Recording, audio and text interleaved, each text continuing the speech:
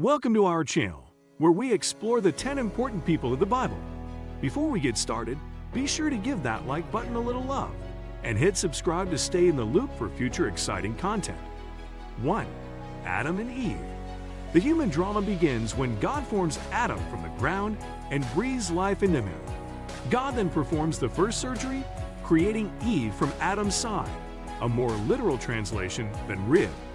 Adam and Eve lived together in paradise, or what the Bible calls the Garden of Eden, until they disobeyed God by eating fruit from the tree of the knowledge of good and evil. This act of defiance, called the fall by many theologians, is a real bummer because from it comes painful childbirth, weeds in your garden, and ultimately, death. Moreover, Adam and Eve's disobedience introduced fear and alienation into humankind's formerly perfect relationships with God and one another. As evidence of this alienation, Adam and Eve's son, Cain, murders his brother Abel. 2. Noah. Noah is most famous for building an ark, a giant 3-decked wooden box in which he, his family, and a whole bunch of animals ride out a massive flood that God sends to destroy humankind for its disobedience. God chooses Noah and his family to survive the deluge because Noah is the most righteous in his generation. Noah is important not only because his ark decorates most nurseries in North America, but also because, according to the Bible, if Noah hadn't been righteous, none of us would be here right now. 3. Abraham. The Bible is filled with stories about people disobeying God. One notable exception is Abraham, a man who, though not perfect, obeys God's command to leave his homeland in Mesopotamia and venture to an unknown promised land, ancient Canaan, later Israel. God promises Abraham that his descendants will become a great nation, through which all the people of the earth will be blessed. The tales of Abraham and his wife Sarah are a roller coaster of dramatic events that repeatedly jeopardize God's promise. Ironically, the biggest threat to God's promise is when God himself commands Abraham to sacrifice his son Isaac. Abraham sets out to do just as God orders, but right before Abraham delivers the fatal blow to his own child, God stops the sacrifice. 4. Moses. The Hebrew Bible describes Moses as the greatest prophet who ever lived, and for good reason. Moses is born during hard times for ancient Israel. Israelites are enslaved in Egypt, and their growing population so alarms the Egyptians that the Egyptian king orders all newborn Israelite males to drown in the Nile River. Moses' mother saves her son's life by placing him in the Nile in a reed basket, where he is soon discovered by Pharaoh's daughter, who ironically raises Moses in the royal palace. After he's grown, Moses